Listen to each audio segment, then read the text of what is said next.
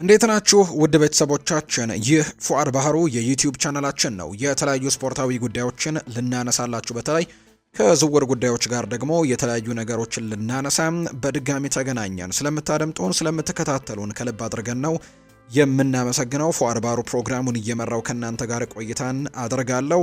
የዝውውር ጉዳዮችን እናነሳለን። ከማንቸስተር ዩናይትድ፣ ከአርሰናል፣ ከቼልሲ፣ ከሊቨርፑል፣ ከሪያል ማድሪድ፣ ከባርሴሎና ከሌሎችም የአውሮፓ ታላላቅ ክለቦች ጋር የተያዙ ሰፋ ያሉ የዝውውር ጉዳዮችን እያነሳሳን ነው ቆይታን የምናደርገው።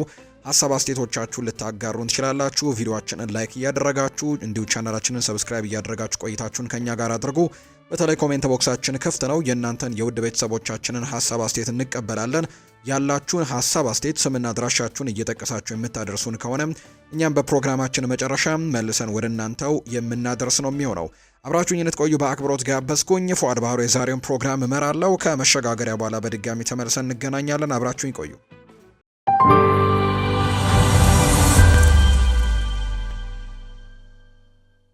ወደ ቀዳሚው መረጃችን እናምራ። ቶትናም ሆትስፐርስ በሚቀጥለው ክረምት የፓሪስ ሳን ዠርሜኑን አጥቂ ራንዳል ኮሎ ሙአኒን በቋሚነት ለማስፈረም ፍቃደኛ ይሆናል ተብሎ ይታሰባል። የፈረንሳዩ አጥቂ በቶትናም የጀመረው ጅምር የተሻለ ባይሆንም በመጨረሻም ግን በቻምፒየንስ ሊግ ከፓሪስ ሳን ዠርሜን ጋር ባደረገው ጨዋታ ላይ ወደ ከፍተኛ አቋሙ ተመልሷል። ከትልቅ አፈጻጸሙ በኋላ ስፐርስ ተጫዋቹን በቋሚነት ለማስፈረም ባለው ሀሳብ ላይ ክፍት እንዲሆንም ዲን ጆንስ በቲም ቶክ ገጹ ላይ ይፋ አድርጎታል። ጆንስ በሰሜን ለንደኑ ክለብ ስላለው የወደፊት እጣ ፈንታም ሲናገር እንዲህ ነው ያለው። ቶትናም ራንዳል ኮሎ ሙአኒን በማስፈረማቸው በጣም ደስተኛ ነበሩ። እናም አሁን ላይ እውነተኛ ብቃቱንም ማየት እየጀመሩ ነው። እሱ ወደ መደበኛው ጥርት ያለ አቋሙ ሲመለስም በሊግ ውስጥ ካሉት ምርጥ ጎል አስቆጣሪዎች አንዱ እንደሚሆን ሁልጊዜ የሚሰማቸው ነበር። እናም በዚህ ሳምንትም በፓሪስ ደግሞ ያሳየው የማስቆጠር ብቃትም የዚህ ምልክት ነው። ከሱ የሚጠበቀው ብዙ ነገር እንዳለ ያስባሉ። እናም ይህ የረጅም ጊዜ ይዝውውር ሆኖም ደግሞ የመቀጠል እድሉ አሁንም ሰፊ ነው። የሚበለጽግበትና ደስተኛ የሚሆንበት ቦታን እየፈለገ ነው። እናም ስፐርስ ደግሞ ጎሎች ላይ ሊተማመንበት የሚችል ሰው ይፈልጋሉ። ይህም ደግሞ የውሰት ጊዜ ለሁሉም ሰው ተስማሚ ሆኗል። ነገር ግን የሚሳካ ከሆነ ስፐርስ በቋሚነት ለማስፈረም መፈለጉን አውቃለሁ። አካል ብቃት ላይ ያለው አቋም እንዲሁ ደግሞ ጠንካራ ስለሆነ ስፐርስ በጥር ወርም አጥቂ ማስፈረም አይኖርበትም። እናም መጀመሪያ ላይ እንዳቀዱትም በክንፍ አጥቂ ላይ ማተኮር ይችላሉ። ዶሚኒክ ሶላንኬና ራንዳል ኮሎ ሙአኒ ዋና አጥቂዎቻቸው ከሆኑ ጥሩ ሁኔታ ውስጥ ሊሆኑ ይችላሉ። በተደጋጋሚ ለመጫወት ዝግጁ መሆናቸውንም ማወቅ ብቻ ነው የሚያስፈልገው ከጉዳት ነፃ ሆነው። ኮሎ ሙአኒ ስኬታማ ከሆነ ለስፐርስ የሚረዳው ለዚህ ውድድር ዘመን ብቻ ሳይሆን ከዚያም በላይ ሊሆን ይችላል። የሰሜን ለንደኑ ክለብ በክረምቱ ወቅትም ራንዳል ኮሎ ሙአኒን ከፓሪስ ሳን ዠርሜን በውሰት ለማስፈረም ውድድሩን አሸንፎ ነበር። የ27 ዓመቱ አጥቂ በመጀመሪያዎቹ 9 ጨዋታዎች ላይ ጎል ማስቆጠር አልቻሉም ነበር። ሆኖም ግን በ5-3 በሆነ 5-3 በሆነ አስደናቂ ሽንፈትም በሁለቱ ጎሎች ላይ እንዲሁ በአንድ አሲስት ላይም የተጫዋች መርዳቱን የምናስታውሰው ነው። በቀድሞ ክለቡ ፓሪስ ሳን ዠርሜን ላይም የላቀ ብቃቱን ነበር ያሳየው። ከአስደናቂ ብቃቱ በኋላ ቶተንሃም ወደፊት ከዋነኛ አጥቂዎቹ መካከል አንዱ ስለመሆኑም ያለውን እምነት እያደገ መጥቷል። እንግሊዛዊው ተጫዋች ወደ ጥሩ አቋሙ ሲመለስም ለዶሚኒክ ሶላንኬ ከመጀመሪያ አስተላለፍም ቦታ ሊፎካከር እንደሚችል ያምናሉ። ስፐርስ በክለቡ ስኬታማ እንደሚሆን ከመተማመን በተጨማሪ በተመሳሳይ መልኩ ከቀጠለም በቋሚነት ለማስፈረም አሁንም እያሰበ ነው። ነገር ግን የውሰት ዝውውሩ የግዢ አንቀጽ ስለሌለው ከፓሪስ ሳን ዠርሜን ጋር አዲስ ስምምነትም መደራደር ይኖርባቸዋል ተብሎ እንደሚታሰብ ነው መረጃዎች አሁን ላይ የወጡ የሚገኙት። የማንቸስተር ዩናይትድ የመሃል ሜዳ ኢላማዎች ዝርዝር በጣም ረጅም እየሆነ ነው። ምንጮች እንደተናገሩት ከሆነ ዣኦ ጎሜስ ሌላ ስም አድርገው ጠቅሰውታል። ክለቦች እንግዲህ ቅድሚያ የሚሰጡት ከመወሰናቸው በፊት ለአብዛኞቹ ቦታዎችም ረጅም ኢላማ ዝርዝሮችን መገምገም ፍጹም የተለመደ ነው። ስለዚህም እንደ ሁልጊዜው ሁሉ ማንቸስተር ዩናይትድ በዚህ የፕሪሚየር ሊግ ኮከብ ላይ ያላቸው እውነተኛ ፍላጎት ስምምነትን በማጠናቀቅ ላይ ነው ማለትም አይደለም፣ ወይም ደግሞ ወደ ተጨባጭ ነገርም ይሄዳል ማለት አይደለም። ሆኖም ግን የማንቸስተር ዩናይትድ ስካውቶች በወልቭስ ኮከብ ላይ ጎሜዝ ላይ እንግዲህ በዚህ የውድድር ዘመን የቅርብ ክትትል ሲያደርጉ እንደነበር ተመልክተናል። በውሉ ቀደም ሲልም እሱን ይከታተሉት ከነበሩ ክለቦች መካከልም አንደኛው ነው። ከዚህ ቀደም ሊቨርፑል ጎሜዝን በቅርበት ይከታተል እንደነበር ቢታወቅም አሁን ላይ ግን ፍላጎቱ ቀዝቅዟል የሚል አስተማማኝ መረጃ ነው የወጣው። ስለዚህም ቢያንስ በአሁኑ ጎሜዝን የሚያስፈርም ካለ ምናልባትም ዩናይትድ ሊሆን ይችላል። ለበርካታ ታላላቅ ወኪሎችም ቅርበት ያላቸው ምንጮች ኦልትራፎርድ የብራዚላዊውን ብቃት ጠንካራ አድናቆት እንዳለውም ነው የተነገረው። ጃኦ ጎሜዝ ከፍተኛ ፍላጎት እየሳበ ነው ሲል አንድ የመረጃ ምንጭ ተናግሯል። የዩናይትድ ስካውቶች ኃይለኛ ወይም ኢነርጀቲክ አጨዋወቱን ጠንካራ አድናቆትም አላቸው። እሱ ካሴሜሮን እና ማኑኤል ኡጋርቴን ለመተካትም ፍጹም ሊሆን ይችላል ተብሎ የሚታሰብ እጩ ነው። ሁኔታው ምናልባትም በዚህ ጥር ወር ሳይሆን በሚቀጥለው ክረምትም የሚከታተሉት ይሆናል። ምክንያቱም ወልቭስ የተጫዋቹን ለማቆየትም እየተንገዳገደ ነው። በርካታ ምንጮችም ይህንን ይገልጻሉ። ክለቡ በአሁኑ ወቅትም ከወራጅ ቀጠናው ለመውጣትም እየታገለ ሲሆን የተጫዋቹ ውልም እስከ 2030 ድረስ ይቆያል። በግልጽ ለመረዳት እንደሚቻለው ወደ ታችኛው ሊግ ከወረዱ ለመሸጥ ጫና ይገጥማቸዋል። ነገር ግን ለአሁኑ ወልቭስ ለሱ በሊጉ እንግዲህ እንዲቆይም ለመርዳት እንዲችልም ጎሜዝን ለማስቀረትም የተቻለውን ሁሉ እንደሚያደርግ እርግጠኛ ናቸው። እስካሁን ድረስ የሽያጭ ዋጋ ወይም ደግሞ እንደዚህ ያለ ነገር ምንም ነገር አልተጠቀሰም። የወልቭስ የቅርብ ምንጮች በዚህ ጉዳይ ላይም ዝምታን መርጠዋል። ምክንያቱም አቋማቸው ግልጽ ነው፣ ጠንካራ ነው። ጎሜዝ በውል ስር ያለው ለሽያጭ አይደለም። ይህም ደግሞ ዩናይትድ ውሳኔውን እንዲያደርግ ያስገድደዋል። በጎሜዝ ላይና የረጅም ጊዜ ቅድሚያ የሚሰጠው ኢላማ ለማድረግም እስከ ክረምት ይጠብቃል ወይስ ደግሞ ሩበን አሞሪም በዚያ ቦታ ላይ በጥር ወር አዲስ ፈራሚ እንዲመጣ ይገፋፋል የሚለው ይጠበቃል። ለጥር ወር ኢላማዎች ይበልጥ ተጨባጭ የሆኑ ሌሎች የመሃል ሜዳ ተጫዋቾች አሉ። ኦልትራፎርድ ውስጥ ብዙ እንግዲህ ተሰጦችም እየታሰቡ ነው። ኤሊዮት አንደርሰን ለማንቸስተር ዩናይትድ ዋና ኢላማ ስለመሆኑ ተነግሮ ነበር። ነገር ግን በውድድር ዘመኑ አጋማሽ ላይ ለመፈጸም ሌላ አስቸጋሪ ስምምነት ነው። ስኮት ማክቶሚኔን መልሶ ለማምጣትም ፍላጎቶች አሉ የሚሉ ነገሮች አሉ። የሊሉ ድንቅ ተጫዋች አዩብ ቡአዲም የረጅም ጊዜ ኢላማ ነው። ለጥር ወር ሩበን ኔቬሽ በአልሂላል የሚገኘው የመሃል ሜዳ ተጫዋችም እንዲሁ ሊታይ የሚገባው ሌላኛው ስም ሊሆን ይችላል። እሱም ሩበን አሞሪምን ይወዳል። ነገር ግን የደሞዝ ጥያቄው ስምምነቱን አስቸጋሪ ሊያደርገው እንደሚችል ነው ግምቶች የወጡት። ኮቢ ማይኖ መውጣት ስለሚፈልግ የወደፊት እጣው ከዚህ ጋር ሊገናኝ ይችላል ተብሎ ታስቧል። ነገር ግን ማንቸስተር ዩናይትድ በክረምቱ መውጣቱን አግዶበት ነበር። እናም በተተኪዎቹ የሚገኝ መገኘታቸው ላይም በተመሰረተ ነው እንግዲህ ተጫዋች ሊዘዋወር እንደሚችል የሚገለጸው። አርሰናል የዩቬንቱስን አጥቂ የመሃል ሜዳ ተጫዋችም የሆነው ኬናን ይልዲዝን ለማስፈረም ፍላጎት እንዳለው ተገልጿል። ይህም ደግሞ አዲስ ኮንትራት ይፈርማል አይፈርምም የሚለው ጥርጣሬን ምክንያት ውስጥ ከቶታል። ይህ ጎበዝ የቱርክ ብሔራዊ ቡድን ወጣት ተጫዋች ለክለቡም ሆነ ለሀገሩ ባደረጋቸው የመጨረሻ 29 ጨዋታዎች ላይ 9 ጎሎችንና 6 አሲስቶችን በማድረግም በቅርቡ ከበርካታ ታላላቅ ክለቦች ጋርም ስሙ ተነስቷል። ሳይመን ፊሊፕስ ቼልሲና ሊቨርፑልም በኬናን ይልዲዝ ላይ ፍላጎት እንዳላቸው ዘግቦ ነበር። አሁን ደግሞ ስለ አርሰናል ያለው ግምት እየጨመረ ነው። አርሰናሎች በቅርቡ በጣሊያኑ ጋዜጣ ዴሎ ስፖርት ላይም የይልዲዝን የኮንትራት ንግግሮች ከሚከታተሉ ክለቦች አንደኛው እንደሆነ ተጠቅሰዋል። አሁን ደግሞ ስለ ዝውውር ከወኪሉ ሆርግ ሜንዴዝ ጋርም ግንኙነት ጀምረዋል ነው የተባለው። ከጣሊያን ላ ሪፐብሊካ በኩል የወጡ የቅርብ ጊዜ መረጃዎች እንደሚጠቁሙት ይልዲዝ ከዓመት 1.5 ሚሊዮን ዩሮ ገደማ የሚከፈለው ደሞዝን ወደ 6 ሚሊዮን ዩሮ አካባቢ እንዲጨመርለት እየጠየቀ ነው። የ20 ዓመቱ ተጫዋች ሁኔታው ከአርሰናል ዘንድ ፍላጎቱን ቀስቅሷል። ሜንዴዝ ከፕሪሚየር ሊግ ክለቦችም የሚቀርቡ ጥያቄዎችን ስለሚከታተል በሰሜን ለንደኑ ግዙፍ ክለብም ተነጋግሯል። ከዚህ ውጭ ግን ኬናን ይልዲዝ በአብዛኛው ለአባቱ ነው የሚወክለው። ነገር ግን አርሰናል ሜንዴዝን በማነጋገር የዚህን ዝውውር እድልም በቁም ነገር ለመመርመርም እየሞከረ ይመስላል። ሁሉም ነገር ገና በጅምር ላይ ያለ ነው የሚመስለው። ነገር ግን ኬናን ይልዲዝ በዓለም እግር ኳስ ውስጥ ካሉት በጣም አስደሳች ወጣት ተጫዋቾች አንዱ ስለሆነና ለክለቡ ትልቅ ፈራሚ ሊሆን ስለሚችል እንግዲህ የአርሰናል ደጋፊዎች ይህ ነገር የበለጠ ይራመድ እንደሆነ ለማየትም ይጓጓሉ። ኬናን ይልዲዝ በማጥቃት የመሃል ሜዳ ላይ በተለያዩ ቦታዎች ላይ መጫወት ይችላል፣ በመሃልም ይሁን በክንፍም። ነገር ግን በአሁኑ ጊዜ በሚኬል አርቴታ ቡድን ውስጥ ለሱ ግልጽ ሚና ይኖረው እንደሆነ አከራካሪ ነው።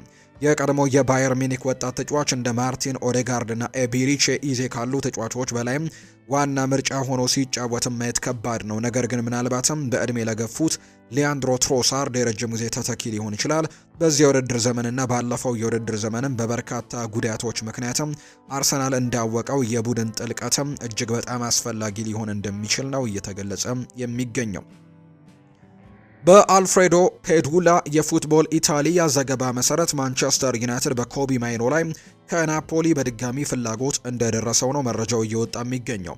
የሴሪኤው ግዙፍ ክለብ በክረምቱ ወቅትም ኮቢ ማይኖን በውሰት ለማስፈረም ከፍተኛ ፍላጎት ነበረው። ነገር ግን ማንቸስተር ዩናይትድ በዚያን ጊዜ የእንግሊዝ ብሔራዊ ቡድን ተጫዋቹን ለማቆየት ወስኖ ነበር። አሁንም ቢሆን አልፍሬዶ ፔዱላ እንደዘገበው ኮቢ ማይኖ በናፖሊ የኢላማ ዝርዝር ውስጥ በከፍተኛ ቦታ ላይ የሚገኝ ሲሆን ለጥር ተጫዋቾች የዝውውር መስኮትም የመዘዋወር እድሉን በተመለከተ በድጋሚ ግንኙነት ፈጥረዋል።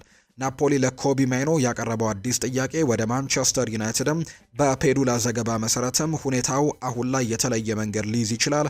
ናፖሊ ከጥቂት ቀናት በፊትም በድጋሚ ጥያቄ አቅርቧል። ተፎካካሪዎች ቢኖሩም የኮቢ ማይኖ ስም አሁንም ለጥር የዝውውር መስኮት ለሚፈልጓቸው ተጫዋቾችም ዝርዝር አናት ላይ ነው የሚገኘው። ይህ ሁኔታ እንዴት እንደሚቋጭ ማየቱ አስደሳች ይሆናል። ምክንያቱም ኮቢ ማይኖ አሁንም በሩበን አሞሪም ቡድን ውስጥም በቋሚነት እየተጫወተ አይደለምና በሚቀጥለው ክረምትም በሚደረገው የዓለም ዋንጫ በሚደርሱት የመጨረሻ ወራት ይህንን ችግርም ማስተካከል በእርግጥም ይፈልጋል። ኮቢ ማይኖ በዩሮ 2024 ለእንግሊዝ ተጫውቷል። እናም ለሀገሩ ብቁ መሆኑን ለማሳየትም ይፈልጋል። ነገር ግን በአሁኑ ወቅት በዩናይትድ ውስጥ ብዙም እድልን እያገኘ እንዳልሆነ የሚታወቅ ጉዳይ ነው። የኮቢ ማይኖ የጨዋታ ደቂቃዎችም የተገደቡ ሆነዋል። በ2025-26 የውድድር ዓመት እና የውድድር ዘመኑ አሁን ባለው ሁኔታ ብዙ የጨዋታ ጊዜያቶችንም አላገኘም። በፕሪሚየር ሊጉ በ9 ጨዋታዎች ላይ ተሳትፎን አድርጓል። ነገር ግን አጠቃላይ የተጫወተው ለ171 ደቂቃዎች ብቻ ነው። በሊግ ካፕ በአንድ ጨዋታ ላይ ተሰልፎ ለ90 ደቂቃ ተጫውቶ አንድ ጎል አስቆጥሯል። በዚያም በአጠቃላይ በ10 ጨዋታዎች ላይ ተሳትፎ ሲያደርግ የተጫወተውም ለ261 ደቂቃዎች ብቻ ነው። መረጃው እንደሚያሳየው ኮቢ ማይኖ ብዙ የጨዋታ ጊዜ ለማግኘት ማንቸስተር ዩናይትድን ለቆ መውጣት ይፈልጋል። እናም ክለቡም ደግሞ ይህንን ጠንቅቆ ያውቃል። ሳይመን ፊሊፕስ ኮቢ ማይኖ ከቼልሲ ጋር እንደ ኢላማ ተገናኝቷል። ስለዚህም የ20 ዓመቱ ተጫዋች ለመፈረም በሚደረገው ፍክክር ውስጥም ሌሎች ክለቦችንም መከታተሉ ተገቢ ነው። ሆኖም ግን ዩናይትድ ኮቢ ማይኖን ለፕሪሚየር ሊግ ተፎካካሪ መልቀቀን አይመርጡም። ይህም ደግሞ ናፖሊ እድል እንዲኖረው ያደርጋል። ይህ ሁሉ እንግዲህ ለማንቸስተር ዩናይትድ ትልቅ አደጋ ነው። ምክንያቱም ይህ ተወዳጅ ክለቡ ያፈራው ወጣት ተጫዋችም በሌላ ታላቅ ክለብ ውስጥ ተጫዋች ሆኖ የደጋፊዎች ከፍተኛ ተቃውሞ እንደሚኖርም በእርግጠኝነት መናገር ይችላል ይላሉ ዘገባዎች። ማንቸስተር ሲቲ የኖቲንግሃም ፎረስቱን የመሃል ሜዳ ተጫዋችና የማንቸስተር ዩናይትድ የዝውውር ኢላማ የሆነውን ኤሊዮት አንደርሰንን ለ2026 ቅድሚያ ከሚሰጣቸው ተጫዋቾች አንደኛው ለማድረግ ዝግጁ እንደሆነ ተገልጿል። በ100 ሚሊዮን ፓውንድ የተገመተው የእንግሊዝ ብሔራዊ ቡድን ተጫዋች የኖቲንግሃም ፎረስት የጠየቀውን ከፍተኛ ዋጋ የተሟላ በዚህ ጥር ወር እንኳን ሊዘዋወር እንደሚችል ዘ ዴይሊ ሜል ዘግቧል። በቅርቡ የደረሰው መረጃ እንደሚለው ከሆነ ማንቸስተር ዩናይትድ ኤሊዮት አንደርሰንን ከ100 ሚሊዮን ፓውንድ ዋጋ በታች ምናልባትም 60 ሚሊዮን ፓውንድ አካባቢ ማስፈረም እንደሚችሉ እርግጠኞች ነበሩ። ሆኖም ግን ፎረስት እንዲህ አይነቱን ወሳኝ ተጫዋች በውድድር ዘመኑ አጋማሽ ላይ እንዲለቅ ከጠየቀው በላይ ብዙ መጠየቁ ምክንያታዊ ነው። ኤሊዮት አንደርሰን በቅርቡ በፕሪሚየር ሊግ እና በእንግሊዝ ብሔራዊ ቡድን ያሳየው አስደናቂ ብቃት ብዙ ርዕሰ ዜናዎችን ስቧል። ዘ ታይምስ የ23 ዓመቱ ተጫዋች ከሊቨርፑል ጋር አያይዞታል። በተጨማሪም ቸልሲ ተጫዋቹን በእውነት እንደሚወደውና ትልቅ የመሃል ሜዳ ፈራሚ ለማግኘትም በሚዘጋጁበት ጊዜ ላይ እሱን እንደሚያስቡ እናውቃለን ያለው ጋዜጠኛ ቤን ጃኮብስ በቅርቡ በጆርዲ ቦይስ ላይም ሲናገር እንደጠቀሰው ከሆነ ኤሊዮት አንደርሰን በመጀመሪያ ደረጃ ክለቡን መልቀቅ ስላልፈለገ የቀድሞ ክለቡ ኒውካስል ከውድድሩ ውጪ መደረግ የለበትም ብሏል። ሲቲ አሁንም ለኤሊዮት አንደርሰን ያላቸው ፍላጎት መጨመሩ ምክንያታዊ ነው። ምክንያቱም የሱ የሮድሪ የረጅም ጊዜ ተተኪ ሆነው ለመግባትም ተስማሚ ስለሚመስል ነው። ሲቲ እንግዲህ በቅርብ ጊዜ ከሮድሪ የአካል ብቃት ጋር በተያያዘ መጥፎ እድሎች ገጥመውት ነበር። የስፔን ብሔራዊ ቡድኑ ተጫዋች ባለፈው የውድድር ዘመን አብዛኛው ጊዜ አምልጦታል። እናም ደግሞ በዚህ የውድድር ዘመንም በጉዳት እየተቸገረ እንዳለ ነው እየተመለከተን የምንገኘውና ለሱ ደግሞ ተተኪ ተጫዋች የግድ እንደሚፈልጉ ነው መረጃዎች እየወጡ የሚገኙት። ስለዚህ ኤሊዮት አንደርሰን ተስማሚ ግዢ ወይም ደግሞ ተስማሚ ተተኪ አድርገው ይመለከቱታል የሚል መረጃ እየወጣ ነው። ኤሊዮት አንደርሰን ተመሳሳይ ብቃት ያለው ተጫዋች ነውና ማንቸስተር ዩናይትድ ቀድሞውኑ እንግዲህ ወደ ጥሩ አቋሙ እንዲመለስ ለመርዳትም አሁን ላይ በጣም የሚፈልጉት ስም ሆኗል። ቢሆንም ግን ዩናይትድ እንዲሁ የመሃል ሜዳውን እንደሱ ባለ ሰው ዙሪያ ላይ መልሶ ለመገንባት ሊያስፈልገው ይችላልና ሩበን አሞሪም ለዕድሜ ለገፉት ካሴሜሮ ለረጅም ጊዜ ተተኪ እንዲሁ አስተማማኝ ላልሆነው ደግሞ ማኑኤል ኡጋርቴም ምትክ እንደሚሆን ጭምር ነው የሚያምኑት። ኒውካስል ዩናይትድ ወጣቱን ስፔናዊ አማካይ ተጫዋች የሆነው አንቶኒ ኮርዴሮን በተቻለ ፍጥነት ወደ አዲስ የውሰት ዝውውር ለመላከም መዘጋጀቱ ነው የተዘገበው።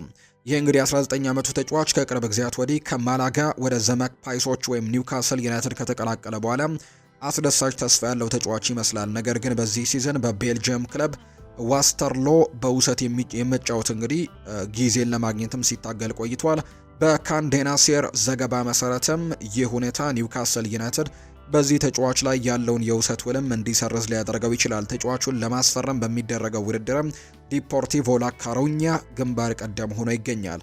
ኮርዴሮ በመደበኛነት እንዲጫወትና እንዲያድግ እድል ከተሰጠው ጥሩ ተጫዋች ሊሆን እንደሚችል ስለሚታሰብ ኒውካስል በቤልጅየም ካሳለፈው አስቸጋሪ ጊዜ በኋላ በሚቀጥለው የውሰት ዝውውር ትክክል መሆኑን ማረጋገጥ ወሳኝ ነው። ኮርዴሮ በማላጋ በነበረበት ጊዜም አንጸባርቋል።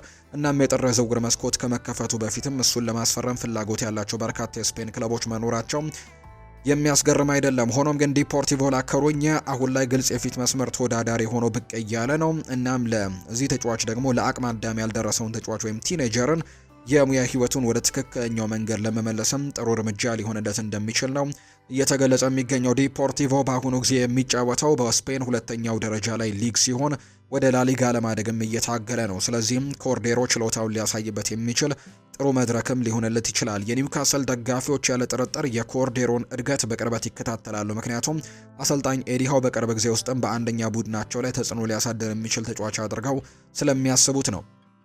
ኒውካስል በቅርብ ዓመታት ውስጥ ብልህ የሆነ ቅጥርን ሲያከናውን ቆይቷልና ኮርዴሮ በነፃ ዝውውር ማስፈረሙ አሁንም ለነሱ ጥሩ ስምምነት መሆኑን ሊያረጋግጡ ይችላሉ። ሆኖም በዚህ ሲዝን ያለበት አስቸጋሪ ሁኔታ በፍጥነት ማስተካከልና በተቻለ ፍጥነትም ወደ ሜዳ መመለሱን ማረጋገጥ ይጠበቅባቸዋል ተብሎ ነው የሚታሰበው።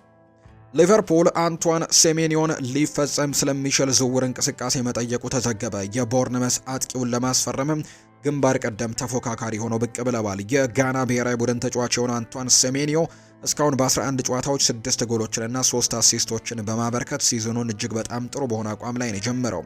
ይህም ደግሞ ከጥር ወር በፊት በርካታ ከፍተኛ ክለቦች እሱን እንዲያሳድዱትም ያደረገ ይመስላል። እንደ አይኒውስ እንዳለው ከሆነ ሊቨርፑል 65 ሚሊዮን ፓውንድ የሚደርስም የመልቀቂያ ውልም ወይም ሪሊዝ ክሎዝ አጭር ጊዜ ውስጥም ስለሚኖረው ከዋና ተፈላጊዎቹ መካከል አንደኛው ነው። ሪፖርቱ ሊቨርፑል ስለ ሴሜኒዮ መጠየቁን አረጋግጧል። በመሆኑም ቀድሞት ግንኙነቶች ተፈጥረዋል። ሊቨርፑል ተጫዋቹን ለማስፈረምም የተሻለ እድል አለውን የተባለው ሴሜኒዮ ጎልቶ የሚታይ ችሎታ ያለው ተጫዋች ይመስላል። ነገር ግን ሊቨርፑል በክረምቱ ወቅት ብዙ ገንዘብ ካወጣ በኋላ ለምንድነው ለሌላ የማጥቃት ተጫዋችም ወደ ዝውውር ገበያው ለመመለስም ዝግጁ ነው? በቀላሉ እንግዲህ ለማስቀመጥም እነዚህ ያሉ አዲስ የተፈረሙት የሊቨርፑል ተጫዋቾችም እስካሁን እጅግ ደካማ አቋምን ነው እያሳዩ የሚገኙት። አሌክዛንደር ኢሳክ፣ ፍሎሪያን ቨርትስ አሁን ላይ በተወሰነ መልኩ ለመሻሻል ሙከራዎችን እያደረጉ ቢሆንም ነገር ግን ጠንካራ ጅምርን አድርገዋል ብሎ ማንሳት ግን አይቻልም። ሉዊስ ዲያዝን ለባየር ሚኒክ መሸጥ ትልቅ ስህተት እንደነበረ ይታያል። በተመሳሳይ ሞሐመድ ሰላም አቋሙ በድንገት ከወረደ በኋላ አዲሱን መስጠት ትክክለኛ ምርጫ ስለመሆኑ አጠያያቂ የሆነ ነው። ይህ ከግምት ውስጥ በማስገባት ሴሜኒዮ መጥቶ በአርኔ ስሎት ቡድን ውስጥም ፈጣን አውንታዊ ተጽዕኖን ለማምጣትም እድል መኖሩ አይቀሬ ነው የሚሆነው። አሁንም ቢሆን ሴሜኒዮ ትልቅ ውሳኔ ማድረግ ይጠበቅበታል። እናም በዚህ ወቅት ደግሞ ማንቸስተር ሲቲን መቀላቀልም የተሻለ እንደሆነ ሊሰማው ይችላል። የፔፕ ጓርዲዮላ ቡድን ባለፈው ሲዝን ምርጥ አቋሙ ላይ አልነበረም። በዚህ ሲዝንም ጥቂት ስህተቶች አጋጥመውታል። ሆኖም ግን በአንፊልድ እንግዲህ አሁን ላይ እየተከሰተው ካለው ቀውስ ጋር ሲነጻጸር ግን በጣም የራቁ ናቸው። የ25 ዓመቱ ተጫዋች በዚህ የችግር ጊዜ ውስጥም ሊቨርፑልን ከተቀላቀለ ወዲያውኑ ውጤት እንዲያመጣም ትልቅ ጫና ሊኖርበት እንደሚችል ሊገነዘብ ይገባል። ስለዚህም ለመግባት ምቹ ሁኔታ ላይ ላይሆን ይችላል። በንጽጽር ሲቲ ሁልጊዜም ቢሆን እንግዲህ አሁን ላይ ጥሩ እድል እንዳላቸው ነው እየተገለጸ የሚገኘው። ለአርሰናል፣ ማንቸስተር ዩናይትድ እና ቼልሲ ያልተደነቀው 12 ጎልና አሲስት ኮከብ የዝውውር እድል እንዳለ አረጋግጧል። አንድ ጋዜጠኛ የጀርመን እግር ኳስ ጋዜጠኛ የሆነው ፍሎሪያን ፕሌተንበርግ እንደተናገረው ከሆነ ከሳምንት በፊት ስለ ቦሩሲያ ዶርትመንድ አጥቂ ሴርሁ ጉራይሲ እና ወደ ፕሪሚየር ሊግ ሊያደርገው ስለሚችል ዝውውር የዘገበውን ታሪክም አረጋግጦታል። የጊኒ ብሔራዊ ቡድን ተጫዋች የሆነውና በቅርብ ጊዜም በርካታ ግቦችን በማስቆጠር የሚታወቀው ሴርሁ ጉራይሲ በዶርትሙንድም እጅግ እያበራ ሲሆን ይህ ብቃቱ ደግሞ አርሰናልን፣ ማንቸስተር ዩናይትድን እና ቼልሲን ጨምሮ የበርካታ ክለቦችንም ትኩረት እንዲስብ አድርጎታል። ጋዜጠኛ ፍሎሪያን ፕሌተንበርግ እንደተናገረው ከሆነ ከነዚህ ክለቦች በተጨማሪ ሊቨርፑል፣ ማንቸስተር ሲቲ፣ ሪያል ማድሪድ እና ባርሴሎና ትልልቅ ክለቦችም ተጫዋቹን መከታተል እንዳለባቸውን የጠቆመው ሴርሁ ጉራይሲ በ50 ሚሊዮን ዩሮ አካባቢ ብቻ የሚገኝ የመልቀቂያ አንቀጽ እንዳለው ይገመታል። ይህም ደግሞ በሰባት ከፍተኛ ክለቦች ላይ ተግባራዊ ይሆናል። እነዚህ ክለቦች ደግሞ ሪያል ማድሪድ፣ ባርሴሎና፣ ማንቸስተር ሲቲ፣ ሊቨርፑል፣ ቼልሲ፣ አርሰናል እና ማንቸስተር ዩናይትድ ናቸው። ምንም እንኳን የመልቀቂያ አንቀጹ በጥር ወር ወይም ጃንዋሪ ወር ላይ ሊሰራ ይችላል ቢባልም ፕሌተንበርግ ግን በዝውውሩ በክረምቱ የዝውውር መስኮት ላይ የሚጠበቅ ጉዳይ እንደሆነ ነው የሚጠቁመው። ሴርሁ ጉራይሲ በዚህ ውድድር ዘመን በዶርትሙንድ ባደረጋቸው የሁሉም ውድድሮች ላይ እንግዲህ 9 ግቦችንና 3 ለግብ የሆኑ ኳሶችን በጠቅላላው 12 አጠቃላይ ጎልና አሲስቶችን ማድረግ ችሏል። ምንም እንኳን ሴርሁ ጉራይሲ ዕድሜው 29 ሲሆን በዚህ የውድድር ዘመን መጨረሻ 30ኛ ዓመቱን የሚያከብረ ቢሆንም አሁን ላይ በህይወቱ ምርጥ ብቃት ላይ ይገኛል። ይህም ደግሞ ለብዙ ታላላቅ ክለቦች የሚስብ አማራጭ ያደርገዋል። እንደ ክሪስቲያኖ ሮናልዶና ሊዮኔል ሜሲ የመሳሰሉ ተጫዋቾች እስከ 30ዎቹ መጨረሻ ድረስ በከፍተኛ ደረጃ መጫወት መቻላቸው ለዚህ ተጫዋች መነሳሳትን እንደሚሰጠው ነው በተደጋጋሚ የሚናገረው። አርሰናል፣ ቸልሲ እና ማንቸስተር ዩናይትድ ሶስቱም በቋሚነት አስተላለፋቸው ጉራይሲን ይበልጥ የሚያስፈልጋቸው ይመስላል። አርሰናል በክረምቱ የፈረመው ቪክተር ዮኬሬሽ ጥሩ ጅምርን ሳያደርግ በመቆየቱና ካይ ሃቨርትስ እና ጋብሪኤል ሄሱስ በጉዳት ምክንያት መቅረታቸው አርሰናል ለተጨማሪ ጥልቀት እንዲፈልግ ያደርገዋል። ማንቸስተር ዩናይትድ በዚህ የውድድር ዘመን የመጣው ቤንጃሚን ሼስኮ ከጠበቀው በታች ሆኗል። ጆሹዋ ዘርክዚ ደግሞ በኦልትራፎርድ ተቀባይነት በማጣቱ አማራጭ ያስፈልጋቸዋል። ቸልሲ በክረምቱ የፈረሙት ዣኦ ፔድሮ እና ሊያም ዴላፕ በመካከላቸው 5 ግቦችን ብቻ ማስቆጠራቸው ሴርሁ ጉራይሲ ትልቅ ማሻሻያ ሊሆን እንደሚችል ነው ግምቶች እየወጡ የሚገኙት። የብራዚል ብሔራዊ ቡድን ተጫዋች የሆነው ሉዊስ ኤንሪኬ በፕሪሚየር ሊግ መጫወት ያለው ፍላጎትን ለአርሰናል ያለውን ፍቅርም በቃላት ገልጿል። ሉዊስ ኤንሪኬ በ2025 መጀመሪያ ላይ ከዜን ሴንት ፒተርስበርግ ከተቀላቀለ በኋላ ብቃቱ እየጨመረ መጥቷል። የ4 ዓመቱ ተጫዋችም ያሳየው አስደናቂ እድገትም በርካታ ትልልቅ ክለቦችን ትኩረት ስቧል። በቅርቡ ለግሎቦ ስፖርቴ በሰጠው ቃለ ምልልስ ላይ ስለ ወደፊቱ ምኞቱ ተጠይቆ በፕሪሚየር ሊግ መጫወት ያለውን ፍላጎትና ለአርሰናል ያለውን አድናቆትም በግልጽ ተናግሯል። እስከዚያ ድረስ ግን ሊቨርፑል ሄንሪኬን ለዓመታት ሲከታተል መቆየቱ ነው የተነገረው። ሄንሪኬ ለግሎቦ ስፖርቴ ሲናገር ህይወት ወደምትወስደኝ ይሄዳለሁ። በዚህም በዜንስፐንት ፒተርስበርግ ያለኝን ውል ማሟላት ፈልጋለሁ። ነገር ግን በእንግሊዝ ሀገር ውስጥ ላለ ቡድን መጫወትና በቻምፒየንስ ሊግ መጫወት የሚሉ ህልሞች ግን አሉኝ። ከልጅነቴ ጀምሮ ሁሌም ቢሆን ህልሜም በእንግሊዝ መጫወት ነበር። እዚያ በጣም የምወደው አንድ ቡድን አለ፣ እሱም አርሰናል ነው። ነገር ግን እንዳልኩት መጀመሪያ ውሌን ማጠናቀቅ ይኖርብኛል። በግራ እግሩ የሚጫወተው ይህ የመስመር አጥቂም ትልቅ የአርሰናል ደጋፊ ሲሆን ለነሱ ደግሞ የመጫወት እድል ቢያጋጥመው ደስተኛ ይሆናል። ምንም እንኳን እስካሁን ድረስ ከሰሜን ለንደኑ ክለብ ጋር ባይገናኝም ባለፉት ጊዜያት ብዙ የእንግሊዝ ክለቦች ግን በሱ ላይ ፍላጎት አሳይተዋል። ተጫዋቹ ለአርሰናል የመጫወት ህልሙንም በመግለጽም መናገሩ ክለቡ ላይ ትኩረት እንዲሰጠው ያደርጋል ተብሎ ይታሰባል። አሰልጣኝ ሚኬል አርቴታ በክንፎቹ ላይ የበለጠ ጥራትና ጥልቀትን ይፈልጋሉ። ሄንሪኬ ደግሞ በግራ ክንፍ የበለጠ ጥራት የሚሰጥ ቢሆንም በሁለቱም ክንፎች ላይ እንዲሁም ደግሞ እንደ ቁጥር 10 ተጫዋች ደግሞ መጫወት መቻሉ ለቡድኑ ምቹ ያደርገዋል። ፍጥነት አለው፣ ተከላካዮችን ማለፍ ይወዳል። በሁለቱም ክንፎች ላይ የመከላከል መስመሮችንም በመስበር ባህሪያት አሉት። ይህ ደግሞ ለአርቴታ ቡድን ፍጹም ተስማሚ ያደርገዋል። የ4 ዓመቱ ተጫዋችም በፕሪሚየር ሊጉ መጫወት እንደሚፈልግ ቢገልጽም ለአሁኑ ግን በዜኒት ሴንት ፒተርስበርግ ያለው ውልም ማክበር እንደሚፈልግ ጭምር ነው ግልጽ እያደረገ የሚገኘው። ሊቨርፑል የክረምቱን የዝውውር መስኮት በመጠቀም ፌዴሪኮ ኪየዛን በ25 ዓመቱ ኮከብ አንቷን ሴሜኒዮ ሊተካ ይችላል። የጣሊያን ብሔራዊ ቡድን ተጫዋች የሆነው ፌዴሪኮ ኪየዛ የወደፊት እጣ ፈንታን ከቅርብ ሳምንታት ወዲህ ትልቅ የመነጋገሪያ ርዕስ ሆኗል። ምንም እንኳን የውድድር ዘመኑ ተስፋ ሰጪ በሆነ መልኩ የጀመረ ቢሆንም በአንፊልድ መደበኛ የመሰለፍ እድልን እያገኘ አይደለም። በዚህም ምክንያት በርካታ ከፍተኛ ክለቦች የቀድሞውን የዩቬንቱስ ኮከብ ለማስፈረምም ፍላጎት እያሳዩ ነው። ፒተር ውርክ እንደተናገረው ከሆነ በፉትቦል ኢንሳይደር በኩል በሴሪኤ ክለቦች እየጨመረ የመጣውን ፍላጎት ተከትሎ ሊቨርፑል በ28 ዓመቱ ተጫዋች ላይ ገንዘብ የማግኘት እድልንም ሊመለከት ይችላል። ሆኖም ግን ሊቨርፑሎች የሚፈልጉትን ምትክ ተጫዋች ካስፈረሙ በኋላ ብቻ የፌዴሪኮ ኪየዛን መውጣት ያጸድቃሉ። የእሱ ቦታ ላይ የቦርንመዙን ኮከብ አንቷን ሴሜኒዮንም ለማምጣት እያሰቡ ነው። ምንም እንኳን ፌዴሪኮ ኪየዛ ባለፈው ክረምት አስቸጋሪ ጊዜን ተከትሎ በአርኔ ስሎት ስርም ለቋሚ ቦታ ለመታገል በክለቡ ለመቆየት ቢመርጥም በሆላንዳዊው አሰልጣኝ ቡድን ውስጥ ግን ብዙም ተፈላጊ ተጫዋች አልሆነም። በሁሉም ውድድሮች ባደረጋቸው 14 ተሳትፎዎች ውስጥም 380 ደቂቃዎችን ብቻ ነው በዋና ቡድን ውስጥ የተጫወተው። አብዛኛው ተሳትፎ ደግሞ ከተቀያሪ ወንበር በመነሳት ነው። ፒተር ውርክ ስለ ፌዴሪኮ ኪየዛ የወደፊት እጣ ፈንታ ሲናገርም አንዳንድ ደጋፊዎች ፌዴሪኮ ኪየዛ እድል እንዲያገኝ ቢጠይቁም በአርኔ ስሎት ቡድን ውስጥም በተከታታይነት ያለው እድልን ለማግኘት እምነት የተጣለበት አይመስልም። በርካታ የጣሊያን ክለቦች ወደ ሀገሩ እንዲመለስ ፍላጎት ስላላቸው ሊቨርፑል በሚቀጥለው የዝውውር መስኮት ገንዘብ ለማግኘት ሊያስብ ይችላል። የጣሊያን ክለቦች 28 ዓመቱን ተጫዋች ለማስፈረም ሊቨርፑልን ሊያነጋግሩ ይችላሉ። ኪየዛ በአንፊልድ ደስተኛ ቢሆንም በጣሊያን የዓለም ዋንጫ ቡድን ውስጥ ቦታውን ለማጠናከር እንዲረዳው የመልቀቅ ዕድልን ሊያስብበት ይችላል። ሊቨርፑል የሚፈልገውን ምትክ ተጫዋች ማምጣት ከቻለ ኪየዛ ለሽያጭ ሊቀርብ ይችላል። ሊቨርፑሎች በሴሜኒዮ ላይ ትኩረት ሰጥተው የቆዩ ሲሆን የቦርንመዙ ኮከብም በፕሪሚየር ሊጉ ካለው ጥሩ ታሪክ አንጻር ለሱ ድንቅ ፈራሚ ሊሆን እንደሚችል ነው ግምቶች በትልቁ እየተጋሩ እንደሚገኝ መረጃዎቹ እየወጡ ያሉት። ውድ ቤተሰቦቻችን ይህ ፉአድ ባህሩ የዩቲዩብ ቻናላችን ነው። ከኛ ጋር ሆናችሁ ስትከታተሉ ለነበራችሁ በሙሉ ላቅ ያለ ምስጋናዬን ለእናንተ ማቅረብ ወዳለሁ። ፉአድ ባህሩ የዛሬውን ፕሮግራም እየመራው ከእናንተ ጋር ቆይታን አድርጌያለሁ። የተለያዩ ርዕሶችን የተለያዩ የዝውውር ጉዳዮችን የዳሰስንበት የዛሬው የዕለተ አርብ የከሰዓቱ ፕሮግራማችን ይህንን ይመስል ነበር። ስላደመጣችሁኝ ከልብ አድርጌ አመሰግናለሁ። ፉአድ ባህሩ የፕሮግራሙ መሪ ነበርኩኝ። መልካም ጊዜ ይሁንላችሁ።